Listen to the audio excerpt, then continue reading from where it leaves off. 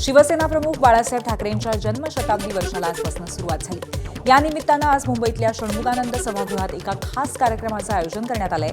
या कार्यक्रमासाठी राज ठाकरे आणि उद्धव ठाकरे एकाच व्यासपीठावरती एकत्र येणार आहेत। कल्याणमध्ये मनसेनं ठाकरेंच्या शिवसेनेची साथ सोडल्यानंतर काल उद्धव ठाकरेंनी नाराजी व्यक्त केली होती। त्यानंतर आज ठाकरे बंधू पहिल्यांदाच एकाच व्यासपीठावरती एकत्र येतील। त्यामुळे राज यांच्या उपस्थितीत उद्धव ठाकरे काय बोलणार याची उत्सुकता आहे। बाळासाहेबांच्या जन्मशताब्दी वर्षानिमित्त आदित्य ठाकरेंनी एक्सपोस्ट केली आहे। आशा तुझा आशीर्वाद हीच माझी ताकद हीच माझी ऊर्जा असं आदित्य ठाकरेंनी आपल्या एक्सपोस्टमध्ये म्हटलंय। त्याचसोबत त्यांनी एक त्यांच्या लहानपणीचा बाळासाहेबांसोबतचा फोटोही पोस्ट केलाय। शिवसेना प्रमुख बाळासाहेब ठाकरेंच्या जन्मशताब्दी निमित्त ठाण्यातल्या टेंभी नाका इथे दिवंगत नेते धर्मवीर आनंद दिघेंच्या आनंद आश्रमात बाळासाहेब ठाकरे यांच्या प्रतिमेला पुष्पहार अर्पण करून अभिवादन करण्यात आलं। यावेळी शिवसेनेचे खासदार नरेश म्हस्के, माजी आमदार उपनेते रवींद्र फाटक यांच्यासह ठाण्यातील महत्त्वाचे नेते उपस्थित होते। पंतप्रधान मोदींनीही बाळासाहेबांविषयी एक्सपोस्ट केली आहे। यावेळी त्यांनी बाळासाहेबांना आदरांजली वाहिली। महाराष्ट्राच्या प्रगतीसाठी त्यांच्या दृष्टिकोनातून आम्हाला मोठी प्रेरणा मिळते आणि ती साकार करण्यासाठी आम्ही सदैव प्रयत्नशील राहू असंही मोदींनी त्यांच्या पोस्टमध्ये म्हटलंय। एकनाथ शिंदेंनी ठाकरेंच्या शिवसेनेला पाठिंबा देत महापौर करावा हीच बाळासाहेबांना खरी श्रद्धांजली ठरेल असं वक्तव्य ठाकरेंच्या शिवसेनेचे आमदार भास्कर जाधवांनी केलं। शिवसेना प्रमुख बाळासाहेब ठाकरेंच्या जन्मशताब्दी निमित्त बीडच्या परळीतील राणी लक्ष्मीबाई टॉवर इथे सर्व पक्षीयांनी अभिवादन सभेचं आयोजन केलं होतं। यावेळी उपस्थितांनी बाळासाहेब ठाकरेंच्या स्मृतींना उजाळा देत त्यांना अभिवादन केलं। आज शिवसेना प्रमुख बाळासाहेब ठाकरेंचं जन्मशताब्दी वर्ष आहे। रत्नागिरीच्या खेड तालुक्यामध्ये बाळासाहेब ठाकरेंना अनोख्या आणि वैशिष्ट्यपूर्ण पद्धतीने आदरांजली अर्पण करण्यात आली। लायन्स क्लब खेड आणि शिवचैतन्य पतसंस्था यांच्या सहकार्यानं आयोजित या उपक्रमामध्ये मॉडेल विमानांच्या सहाय्याने आकाशातून पुष्पवृष्टी करण्यात आली। या कार्यक्रमाला खेड तालुक्यातील विविध शाळांमधील तब्बल 3800 विद्यार्थी उपस्थित होते। नगर परिषद निवडणुकीच्या वेळी रायगडमध्ये झालेल्या राडा प्रकरणातील आरोपी विकास गोगावले पोलिसांसमोर शरण आलाय। विकास हा रोह्यो मंत्री भरत गोगावलेंचा मुलगा आहे। मात्र राडा प्रकरणानंतर 2 डिसेंबरपासून तो फरार होता। मात्र आज महाड पोलीस ठाण्यात त्यानं पोलिसांसमोर शरणागती पत्करली। दरम्यान त्यानं केलेल्या अटकपूर्व जामिनावरती आज न्यायालयामध्ये सुनावणी होणार आहे। विकास गोगावले, महेश गोगावले, विजय मालुसरे, प्रशांत शेलार, धनंजय मालुसरे, वैभव मालुसरे, सूरज मालुसरे आणि सिद्धेश शेख अशा 8 जणांनी आत्मसमर्पण केलेलं आहे। या गुन्ह्यामध्ये पोलीस त्यांचा पुढचा तपास करत आहेत। पुढची प्रक्रिया चालू आहे। विकास गोगावले पोलिसांना शरण आल्यानंतर शिवसेनेचे मंत्री प्रताप सरनाईकांनी प्रतिक्रिया दिली आहे। मुलावरचे आरोप खोटे असल्याचं गोगावलेंनी स्पष्टीकरण दिलंय।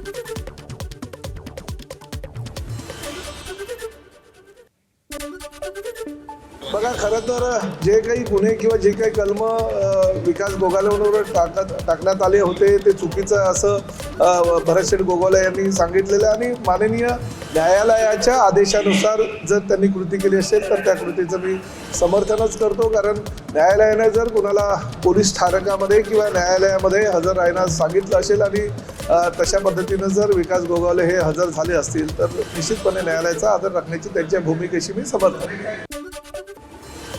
महाराष्ट्र सदन घोटाळा प्रकरणामध्ये राष्ट्रवादी काँग्रेसचे नेते छगन भुजबळ यांना मोठा दिलासा मिळाला आहे। एसीबी प्रकरणानंतर आता ईडीच्या प्रकरणातूनही भुजबळ यांची निर्दोष मुक्तता झाली आहे। प्रेडिकेट ऑफेन्सेस नसल्यामुळे ईडीची केस टिकू शकत नाही असा महत्त्वपूर्ण निकाल विशेष न्यायालयाने दिलाय।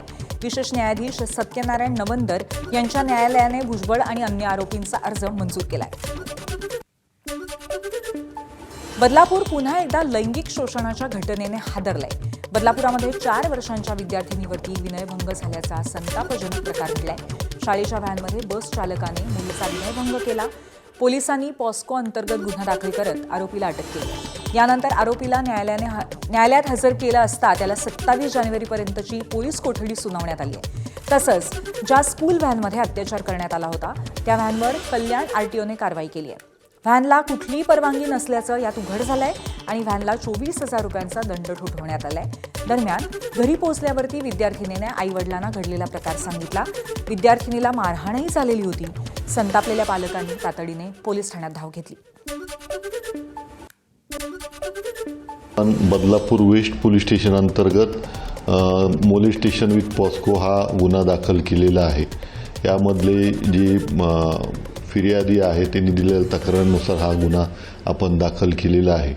काल रोजी ज्यावेळेस संबंधित जी विक्टीम आहे तिला घरी सोडताना संबंधित जो आरोपी आहे त्यांनी तिचा विनयभंग केल्याची तक्रार प्राप्त झाली होती.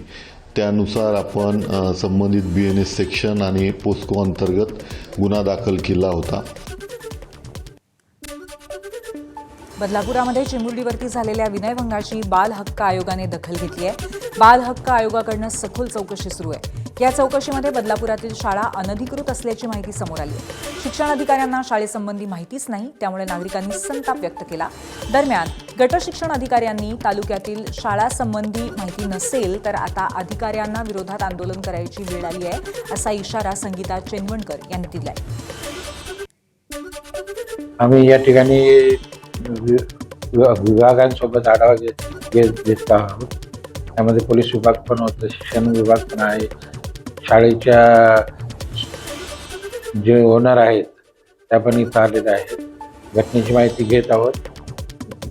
आवश्यक ते निर्देश आम्ही संबंधित यंत्रणेला देणार आहोत. कायद्याच्या ज्या तरतुदी आहेत माहिती बालकांचा शिक्षणाचा अधिकार 2009च्या, तर त्याच्यामध्ये जी हायस्ट तरतूद दिलेली आहे सेक्शन 18 मध्ये की शाळा अनधिकृत शाळा सुरू करणं 1 लाख रुपये दंड आणि त्याच्यानंतर प्रत्येक दिवसासाठी 10,000 दंड आणि माननीय आयुक्त शिक्षण यांच्या निर्देशानुसार आम्ही त्यांच्यावर फौजदारी गुन्हा दाखल करतो. आमचं म्हणणं असं आहे की अनधिकृत शाळा आज बदलापूर शहरामध्ये सर्रास चालू आहेत. त्यांनी जे सांगितलं त्यांचं म्हणणं असं आहे की त्यांनी त्या शाळांना वरती गुन्हे दाखल करण्यासाठी जी प्रोसिजर आहे ती केलेली आहे. 3 शाळा काहीतरी त्यांनी बंद केलेल्या आहेत, परंतु आजही बदलापूर शहरामध्ये अनधिकृत शाळा सर्रासपणे चालू आहेत. पूर्व प्राथमिक ज्या शाळा आहेत, प्रीस्कूल ज्या आहेत, त्या कुठेतरी शिक्षण मंडळाच्या अखेरीत येणं फार गरजेचं आहे. त्यामुळे हा जो काही प्रकार चालू आहे आम्हाला म्हणजे मला स्वतःला समजल्यानंतर मी स्वतः एकदम मला धक्का बसला की पूर्व प्राथमिक शाळा प्री प्रायमरी स्कूल ज्या आहेत त्या स्कूल जर ह्यांच्या अखेरीत नसतील तर त्या अखेरीत येणं गरजेचं आहे. त्यांना कुठेतरी जाब बसणं गरजेचं आहे. आणि बदलापुरातल्या घटनेची महिला आयोगानेही गंभीर दखल घेतली आहे. पीडित मुलीची वैद्यकीय तपासणी करण्यात येत असल्याची माहिती रुपाली चाकणकरांनी दिली आहे. RTO विभागाला 15 दिवस अगोदर स्कूल व्हॅनबाबत दक्षता घेण्याच्या सूचना देऊनही बदलापूरची घटना घडली. घटना घडल्यावरती कारवाई करण्यापेक्षा अगोदर का दक्षता घेतली नाही, असा संतप्त सवाल रुपाली चाकणकर यांनी RTO विभागाला विचारला आहे. अशा घटना घडू नये म्हणून आम्ही सतर्क राहतोय, पण तरीसुद्धा ही घडलेली घटना अत्यंत दुर्दैवी. याचा पूर्ण पाठपुरावा आयोगाच्या वतीने आम्ही करू. कशासाठी इतक्या मोठ्या प्रमाणात ह्या शिक्षण संस्था स्वतःचे खिशे भरण्यासाठी अशा पद्धतीने सगळे नियम धाब्यावरती बसून वागतात. आता RTOने सुद्धा म्हणजे मी त्या दिवशी गेले तेव्हाच अनेक सूचना दिल्या होत्या आणि मी 15 दिवसाची मुदत सुद्धा दिली. आम्ही मॉकड्रिल सुद्धा केला की याच्यामध्ये खऱ्या अर्थानं पॅनिक बटन प्रेस केल्यानंतर एका रोडवरच्या गाडीमधलं पॅनिक बटन प्रेस केल्यानंतर किती वेळामध्ये अलार्म सिस्टीम त्या ठिकाणी येते, तो अलार्म किती वेळामध्ये तिथं प्रेस होतोय. कायदेशीर कारवाई घटना घडल्यानंतर करण्यापेक्षा अगोदरपासूनच नियमाच्या पद्धतीने कारवाई होणं गरजेचं आहे.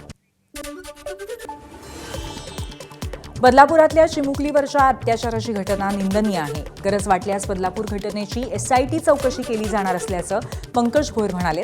तसंच अवैध वाहन वाहतुकीवरती नियंत्रण आणण्यासाठी योग्य ती पाऊल उचलणार असल्याचं त्यांनी स्पष्ट केलं.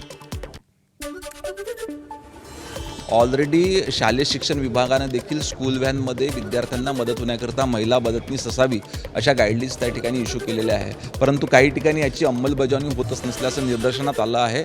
याच्यामध्ये आम्ही दोन्ही पद्धतीच्या चौकशी करणार आहोत. एक गृह विभागामार्फतची चौकशी आणि दुसरं शालेय शिक्षण विभागामार्फत चौकशी की अशा पद्धतीच्या स्कूल व्हॅन ज्या गाईडलाईन्स पाळत नाहीत त्या शाळांवरती देखील कारवाई करण्यात येईल. संबंधित व्यक्तीला ज्यांनी हा चुकीचा प्रकार केला त्याला अटक देखील त्या ठिकाणी करण्यात आलेली आहे. SITची गरज वाटते तुम्हाला? आता पहिले त्या संबंधित व्यक्तीला अटक करण्यात आलेली आहे. प्रकरणाची विस्तृत चौकशी त्या ठिकाणी चालू आहे. गरज बसल्यास ते देखील आम्ही करू. जळगाव जिल्ह्यातल्या पाचोरा गावामध्ये एका अल्पवयीन मुलीवरती सामूहिक अत्याचार झाल्याचा धक्कादायक प्रकार उघडकीस आलाय. या प्रकरणी पाचोरा पोलिसांनी 3 जणांच्या विरोधामध्ये पॉक्सो कायद्यानुसार गुन्हा दाखल केलाय आणि दोघांना अटक केली आहे. आरोपींनी पीडितेचे फोटो काढून ते सोशल मीडियावरती व्हायरल करायची धमकी देत अत्याचार केल्याचा आरोप आहे. पीडितेने पालकांकडे आपली सांगितल्यानंतर घडलेला गंभीर प्रकार समोर आला होता. अटकेत असलेल्या आरोपींनी 3 दिवसांची पोलीस कोठडी या आरोपींना सुनावण्यात आली आहे आणि फरार आरोपींचा शोध सुरू आहे. वाशिम पंचाळा गावामध्ये ग्रामसभेदरम्यान मोठा गोंधळ पाहायला मिळाला. वार्षिक हिशोब सादर न केल्यामुळे संतप्त झालेल्या ग्रामस्थांनी महिला ग्रामविकास अधिकाऱ्यांना धक्काबुक्की करत बाहेर काढलं. सुरकुंडी, मोहगव्हाण आणि पंचाळा गट ग्रामपंचायतीतील नागरिक आक्रमक झाले आणि वातावरण तणावपूर्ण झालं. दरम्यान संबंधित महिला कर्मचारी नागरिकांची उद्धट वागणूक देत असल्याच्या तक्रारी पुढे येत आहेत. या प्रकरणी वाशिम ग्रामीण पोलीस ठाण्यामध्ये तक्रार दाखल करण्याची प्रक्रिया सुरू आहे. मुंबईच्या अंधेरी पूर्वेमध्ये अनधिकृत फेरीवाल्यांच्या विरोधामध्ये कारवाई करण्यात आली. अंधेरी MIDC पोलिसांनी संयुक्त कारवाई करत फुटपाथ रिकामं केलं. मुंबई महानगरपालिकेच्या कर्मचाऱ्यांच्या सहाय्याने ही कारवाई करण्यात आली. अनधिकृत फेरीवाल्यांमुळे रस्त्यावरती सतत होणारी वाहतूक कोंडी तसंच पादचाऱ्यांना चालण्यास अडथळा निर्माण होत असल्यामुळे ही कारवाई करण्यात आली. मुंबईच्या कुर्ला रेल्वे स्थानक परिसरामध्ये न्यू मिल रोडवरती अनधिकृत फेरीवाल्यांनी 3 भाजप कार्यकर्त्यांना बेदम मारहाण केली होती.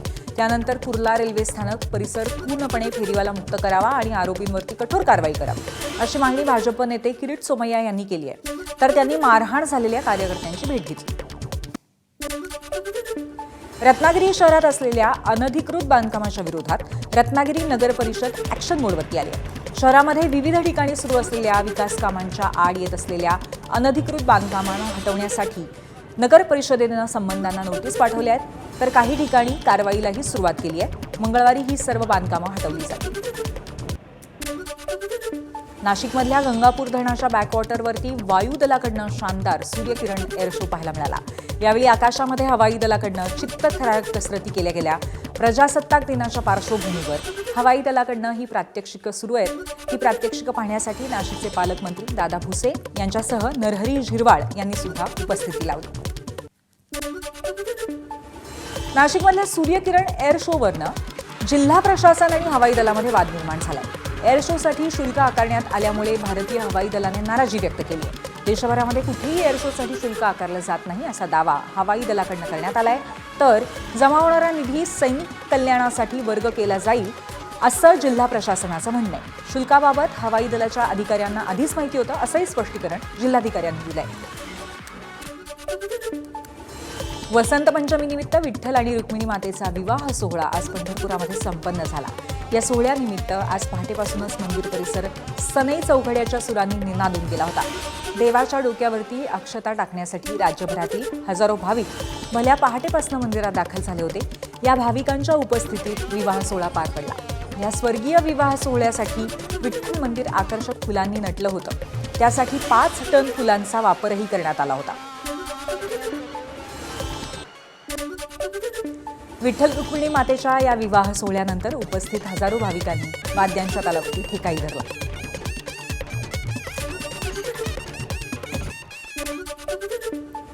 विदर्भातल्या अष्टविनायकांपैकी एक असलेल्या यवतमाळच्या कळंब इथल्या चिंतामणी देवस्थानात माघी गणेशोत्सवानिमित्त भाविकांनी गर्दी केली. यावेळी संपूर्ण परिसर भक्तिमय वातावरणात न्हाऊन निघाला होता.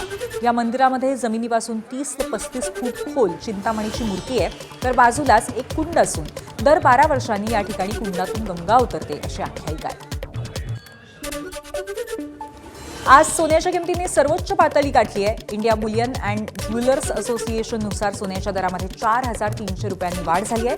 त्यामुळे सोनं आज प्रति 10 ग्रॅम 1,55,000 रुपयांवरती पोहोचलंय. तर चांदीने 3,18,000 रुपयांचा टप्पा गाठला. यंदा मोठ्या प्रतीक्षेनंतर उत्तराखंडमध्ये बर्फवृष्टीला सुरुवात झाली आहे. रुद्रप्रयाग जिल्ह्यातील प्रसिद्ध केदारनाथ धामसह तुंगनाथ, मध्यमहेश्वर धाममध्ये सुद्धा तुफान बर्फवृष्टी पाहायला मिळते. यामुळे या भागामध्ये सध्या तापमान 8 अंश सेल्सिअसच्या खाली आहे. उत्तराखंडच्या मसुरीमध्ये सुद्धा गेल्या काही तासामध्ये हवामानात अचानक बदल आला आणि आधी हलका पाऊस नंतर बर्फवृष्टी सुरू झाली. मसुरीसह आसपासच्या भागामध्ये तापमानात घट झाली आहे. उत्तराखंडच्या उत्तरकाशी जिल्ह्यातल्या गंगोत्री आणि यमुनोत्री धाममध्ये वर्षातील पहिली हिमवृष्टी झाली. पाऊस आणि बर्फवृष्टीमुळे तापमानात प्रचंड घट झाली आहे. गंगोत्री आणि यमुनोत्री धाममध्ये पारा उणे अंशावरती तर काही भागामध्ये तापमान 2 अंशांवर गेलंय. जम्मू काश्मीरच्या डोडा जिल्ह्यामध्ये सुद्धा सध्या जोरदार बर्फवृष्टी सुरू आहे. इथले अनेक रस्ते आणि घरांवरती बर्फाची चादर पसरली आहे. अनेक ठिकाणी 5 इंचांपासून ते 1 फुटाहून अधिक बर्फ साचलाय. जम्मूच्या भद्रवाह परिसरातही जोरदार बर्फवृष्टी झाली. बर्फामुळे अनेक ठिकाणी रस्ते बर्फाने झाकले गेलेत, तर डोंगरही सफेद रंगाच्या बर्फात न्हाऊन निघालेत. एबीपी माझा, उघडा डोळे बघा नीट.